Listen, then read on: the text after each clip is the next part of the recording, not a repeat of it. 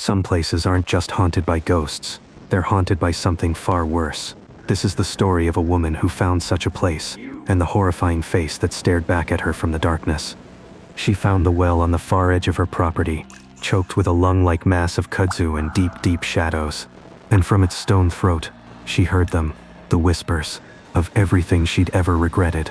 A chorus of her own failures, sung back at her, on a dry, rasping wind. The old farmhouse was her inheritance, a final dubious gift from a family she had kept at arm's length for years. It was isolated, miles from the nearest town, and sinking under the weight of its own decay. The paint peeled like sunburnt skin, and the porch sagged with a weary sigh. For Alara, its isolation was a punishment she felt she deserved. She'd spent a decade in the city, building a life that had ultimately crumbled into a pile of broken relationships and abandoned ambitions.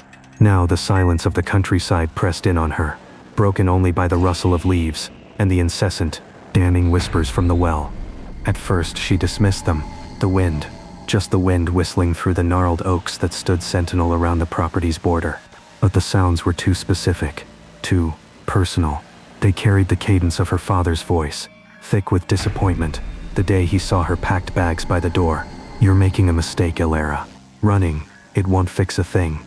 They held the sharp, wounded cry of Liam, his face pale and drawn in the harsh light of their shared apartment, as she told him it was over. "Don't do this. Don't throw this away."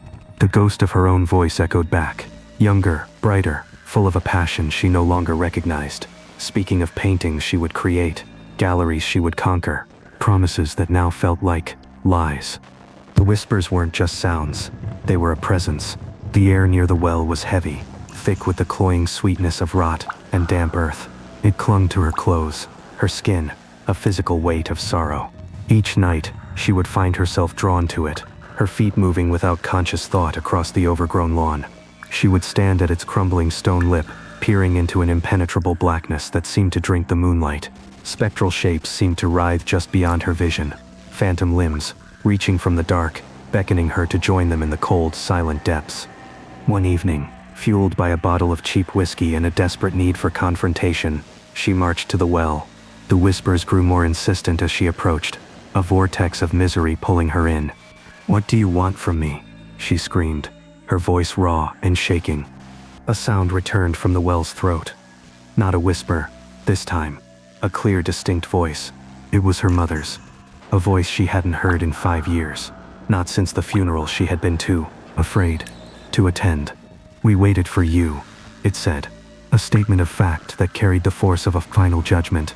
The air. It was punched from Alara's lungs.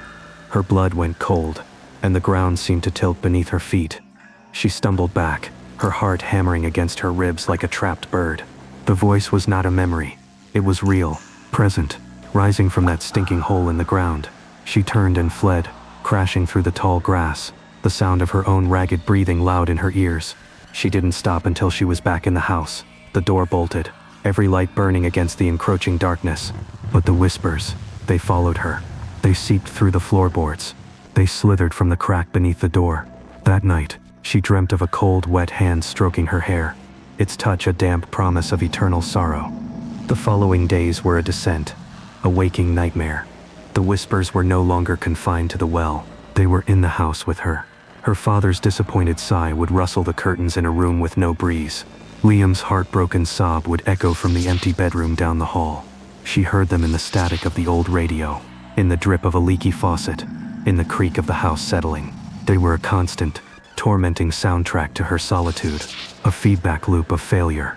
She stopped answering the phone, terrified of whose voice she might hear. She ate little, her stomach a tight knot of dread. Sleep offered no escape.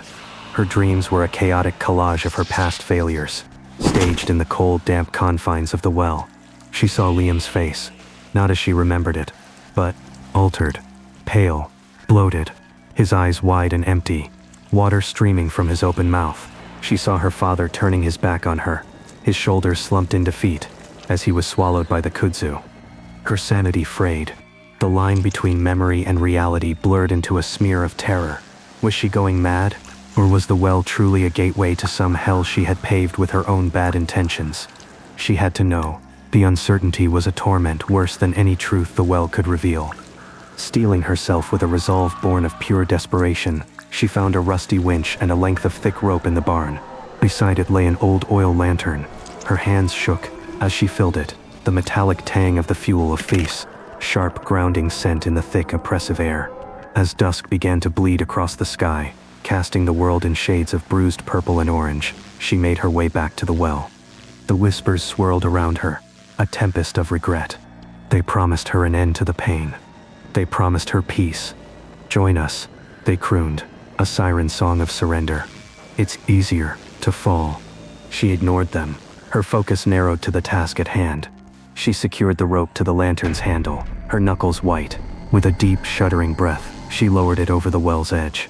The lantern descended, a single point of defiant light, against the overwhelming black. It dropped 5 feet. 10. 20. The rope went slack in her hands. It had reached the bottom.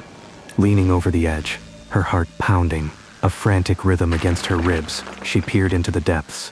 The lantern's glow illuminated the bottom of the well. It wasn't water she saw. It wasn't mud or stone. It was a writhing, shifting mass of something pale and fleshy. A tangle of limbs and faces, their eyes wide and staring, their mouths open in silent screams. And from the center of this grotesque tableau, a face turned towards the light. It was her own. A scream tore from her throat, raw and animalistic. She scrambled back from the edge, her mind reeling. The image burned into her retinas. That was what the well offered. Not forgiveness, not peace, but a monstrous reflection of her own self-loathing. A place where regrets were given form and substance.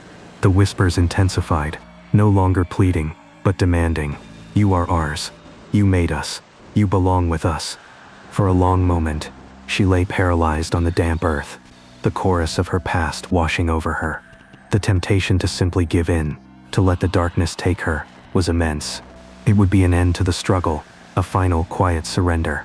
Her father's sigh, Liam's cry, her mother's final damning words. They were all there, waiting for her. But as she stared into the encroaching night, another memory surfaced. It was small, quiet, one she hadn't thought of in years. It was her, as a child, sitting on her father's lap on the porch of this very house. He was pointing to a fledgling pruve that had fallen from its nest. "It's a fighter, that one," he had said, his voice warm and proud as the small bird struggled, righted itself, and took a clumsy flapping flight into the safety of a low branch. "Sometimes, all you have to do is decide to fly." A spark, a single, anomalous spark ignited in the cold, dead space of her chest. A tiny flicker of defiance. It was enough. The past was not a prison unless she forged the chains herself. The whispers were echoes, choices she had made, but they were not her entirety. With a guttural cry that was part fury and part liberation, she surged to her feet. She grabbed the rope and began to pull, the lantern rising from the depths, a star clawing its way out of the abyss. The mass in the well seemed to recoil from the light, the faces contorting in silent, impotent rage. She hauled the lantern over the stone lip and did not stop. She ran to the barn, her movements fueled by a surge of adrenaline. She found an old, heavy sheet of corrugated tin, rusted and bent, but solid. It took all her strength to drag it across the yard, the metal screeching a protest against the grass. The whispers reached a fever pitch, a desperate, howling gale of despair. "You cannot leave us. We are you." "No," she gasped, her voice thick with effort and tears. "You are what I was." With a final, monumental heave, she slid the heavy metal sheet over the mouth of the well. The whispers were instantly cut off.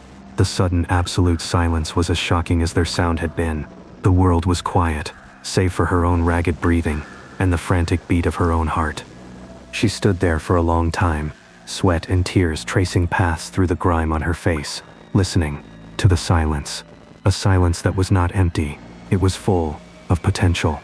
The air was still heavy with the scent of decay, but now, underneath it, she could smell the clean, sharp scent of pine from the distant woods, the fragrance of damp earth promising new growth. The work was not done. The kudzu still needed to be torn away. The house still needed to be mended, and the ghosts of her past still needed to be laid to rest.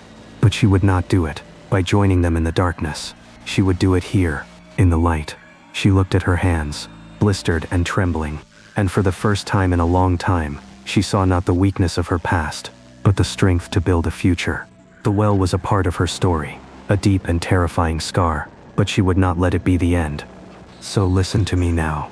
That well of regret calls to us all. Its echoes promise only an endless fall into the darkness of what was. But the past is not a prison unless you forge the chains yourself. Every echo is a choice, every whisper, an opportunity to build a new sound.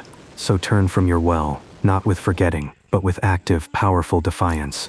Take the lessons, leave the shackles. Your future is not written in the shadows of your failures, but in the unwavering light of what you choose to become, right now. Remember that you alone decide which voices you listen to in the dark. Until next time.